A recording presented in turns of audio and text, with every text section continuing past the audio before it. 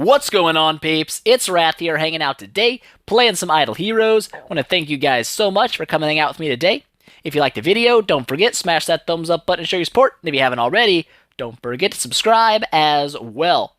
Alright guys, today, we're finishing up our hero analysis for this season. We only took 6 heroes of 10 star. The last one here on the list is going to be Kroos. He was the final 10-star hero we made this season. Got him to level 250 finally. What we're going to do is we're going to read through his skills. You probably already know a lot about Kroos. If you don't, you're going after this. So we're going to read through his skills, talk about that stuff, do a little bit of a gear talk for him. He's kind of an interesting hero when it comes to gear. I've been playing around with my own kind of thing, and I'm liking it. I'm digging it. Then we'll kind of talk about where he works and where he doesn't work. All right? Alright, so first up here, the active skill, Weak Curse. This deals 150% of his attack as damage against 4 random enemies, weakening the targets for 3 rounds. If you guys don't know what weaken means, it means they take 50% increased damage. So it's pretty much it's a really solid debuff, even in PvP, but works really good against bosses as well, because you deal 50% increased damage to them for 3 rounds. Alright, it's also going to increase a random ally's energy by 100%. Well, 100, I guess. What that means is when he casts his skill, he's going to refill somebody else's skill bar. Could be his own, could be a teammate. So he could possibly, chain his own skill. When Kroos gets down to the last hero alive, it happened to be in PvP. I killed everything but him. He constantly refills his energy, so he only casts his active skill. This is what makes a 10-star Kroos bad in Aspen, okay? He'll never heal because he only always gives himself his skill back, so he only casts his skill. BT dubs. All right. First passive here, basic attack targets the backline enemies, dealing 90% of his attack as damage, and reduces their armor by 15% for 3 rounds, healing 2 random allies for 20% of the allies' maximum health. That can actually be really powerful if that lands on like a warrior tank like Corpse Demon. He can heal like, 400,000 health. It's pretty nuts. So that heal can be really powerful, but because it's random, you can't control where it's going to be, and it can be a little bit hit and miss.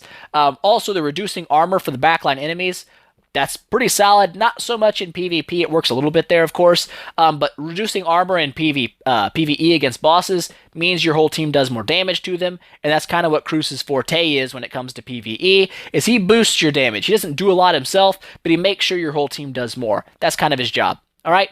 Second passive here, increases HP by 30%, speed by 60%, and increases reduced damage by 20%.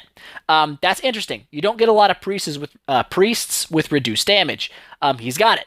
He's got it. That's why you see tons of Kroos in the 1 slot. I don't run mine in the 1 slot in PvP because I have Corpse Demon, and I think Corpse Demon is much better in the 1 slot, but he does take a punch. And it all leads up to this last passive. This is why everybody loves Kroos, especially for PvP. Flame Invasion, alright? While below 50% health, has a 75% chance to stun all enemies for 2 rounds. This is the bane of PvP. Everybody hates fighting Kroos because of this passive. It means anytime you get this guy weak, he's probably going to stun 4 out of 6 of your people. Statistically speaking, that's what he does. He will stun 4 out of 6 of your team.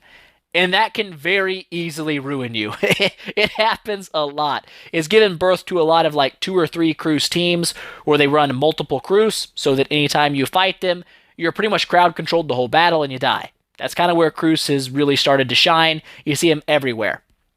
All right, so with that out of the way, let's talk about gearing. It's a little bit different. It's a little bit odd, but I run a speed HP stone on mine.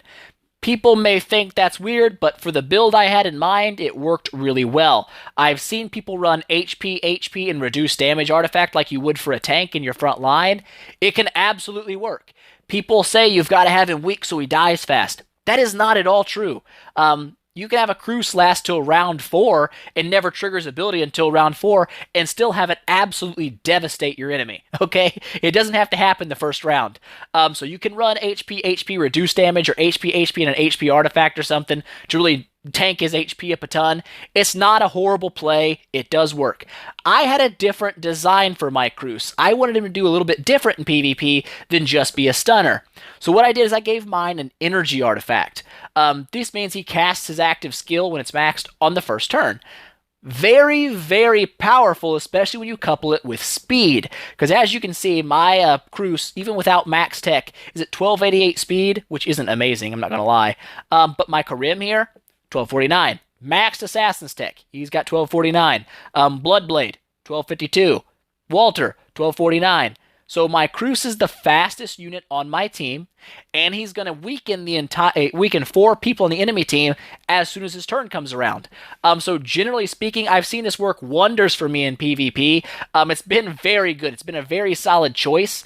I didn't think I'd like it, but when he goes before your entire team on the first round of PvP, he's not only going to weaken the entire enemy team, because his first active skill here gives one of your allies 100 energy, he's also going to give one of your teammates an active skill to potentially hit one of 4 weakened enemies. So you can actually one-shot people at the very beginning of a PvP battle with this strategy. It's worked really well for me. I've liked it a lot. But like I said, it's not the only build you can use for him. It's just one of the viable builds, the one I've enjoyed most for PvP. So I would say Energy Artifact with a Speed and HP Stone, absolutely something you can do. Works really well for me, but there's nothing wrong with running HP reduced damage or an HP artifact with just an HP stone. Nothing wrong with that. You can absolutely do it. It works just fine. One thing I would say you should never really build on Kroos is attack. He doesn't benefit from attack at all. His heal is based on allies' max HP. He's not a damage dealer, so boosting attack and crit and stuff, not worth it on this guy. There's no reason to do it. Your best bets, in my opinion, are going to be speed HP, HP for your stone. Energy artifacts are great. Any kind of artifact that gives you reduced damage or helps him survive longer, so HP, stuff like that, will work just fine for him. That's how I would recommend you gear a Kroos. All right, any of those ways is great. Don't waste your time with attack. Don't waste your time with armor break, stuff like that. Those are attacking stats. You don't need those on this guy. He's a defensive unit. He's support. Okay? So with that being said, where is Kroos good? Where is Kroos bad? I would say Kroos is bad in the Aspen Dungeon. There you go. That is the one thing Kroos blows at, is the Aspen Dungeon. Even at 10 stars, he's trash, because he never heals. He can't heal. Maybe he's not trash. He might be okay for a node breaker. I haven't tried him as it. I didn't really think about it. It might work. I mean, once he's 10 starred, he gets his active skill every turn, because every time he casts it, he refills his energy. So he's constantly going to have your enemies weak, and he's constantly hitting them while they're weak to keep them weak. Plus, when he falls below half health, he will probably stun most of them. 3 out of 4, and the Aspen is the highest you'll get. So he may actually work there as a node breaker. I hadn't thought of it. I haven't really tried him there. Could be something to play around with. I'll have to test that out. Could be a decent node breaker in the Aspen. When it comes to being your main Aspen hero, the guy that goes through all of your waves, absolutely not your guy. He has no way to heal himself at 10 stars, because he's going to constantly be giving himself an active skill. He'll never cast his basic attack for that self-heal. It's never going to happen. Okay, so Aspen, Everything else, he's good. Everything else. There's nothing else that Kroos is bad at. He is only bad at your main Aspen hero. That's it. That is it. When it comes to boss damage, he doesn't do a lot of damage himself. Of course, we don't have one. We never have one. It's a thing. It's a thing. But he's going to boost your team's damage. He doesn't do damage. And people thought that was weird. Like, they put their Kroos in their teams like, he only does 1 million damage. He's not meant to do your damage. He just makes sure that your team deals a lot more. So we're going to jump into a boss battle with him. Just to kind of show it off. I guess I'd do a boss battle with him and a boss battle without him. You know what I'm saying? So we'll buy 2 of those up. The first battle here, we're going to take Kroos out of the equation. We're going to drop Kroos. We'll throw in a Karim, I guess. And we'll see what kind of damage we drop. Okay? Do I want to just fast forward these? Well, fast forward the one without him, just because. 52 million damage actually wasn't bad. Wasn't bad at all. What did we hit? Not bad. Karim did pretty good. 8 million damage. 52 mil. So it actually was a really solid hit. I almost want to run it again without him just to see, because that's actually not a bad run without my Kroos in. But we're going to drop Karim now, put Kroos in. I always mix their names up. If I've done it this episode, I'm sorry. I don't know why. Kroos and Karim, I always mix them up. It's just stupid. So we got Kroos in now. We'll drop the battle and see how it goes. I might do worse. You never know. 66 mil. That's more like it. Generally, anytime you put Kroos in, your damage goes up. So as you saw, 52 mil without Kroos, 66 million with Kroos. So I gained about, 12 million damage there? 14 million damage? That's what Kroos does. As As you can see, he only dropped 1.3 million, where the Karim in his spot did 8. But look at the damage he boosted for the other members of the team. Bria went from 13 million to 16 million. Walter up to 21 million damage. I can't believe he's out damaging my Bloodblade. It's absolutely insane. Usually it's the other way around, but man, Walter is just tearing bosses up. It's been great. Even my Sigmund at 9 stars doing 14 mil, and that's at level 140. So Kroos, very, very good at boosting your team's damage. That's kind of his job in PvE. He does a very good job at it. All right, as you can see, he did pretty well there. Same with Tower of Oblivion. Tower of Oblivion runs similar to PvP. Generally speaking, heroes that do well in PvP do well in the Tower of Oblivion. Kroos is very good at it. He's also very good in PvE, so he works great in the Tower of Oblivion as well. Very solid hero. We're going to run one attack here for PvP, just to kind of show you guys what Kroos does in PvP. I'm sure you've seen him by now. I know the perfect guy if he's still got his hiccup burp thing. If he's still got his lineup. TikTok, where are thou? Do you got your Kroos team? Oh, he's only got 2. He was running 3 Krooses in his team early in the season. We'll still fight him because it's going to show you guys, you know, he's probably going to destroy me. His lineup is disgustingly good. It works amazing in PvP. As you guys see, I don't run my Kroos in the 1 slot. I actually run him backline. It doesn't really matter. People say you got to have him 1 slot. If you don't have a good tank, yeah, run him 1 slot. But I've got Corpse Demon, and Corpse Demon is always my first hero. There's no reason for me to change that up. Corpse Demon is the best in 1 slot. You should never not have him in 1 slot if he's in your team. So we're going to go ahead, watch this battle happen. I'll probably lose. TikTok is a monster. Those Krooses do not play games. Oh, and he's got that fast Demon Hunter that's going to hurt me. Yep, that fast Demon Hunter. It had an energy artifact too, didn't it? I don't know. Oh, that's rough. Getting stunned. The Kroos is kicking in. That's what happens when you're... Oh yeah. That Karim is going to really nasty smash me too. Getting silenced. Yeah, there it is. There it is. There's the dead. There's the dead. He smashed me. Like I said, he's got a nasty lineup. That shows you right there.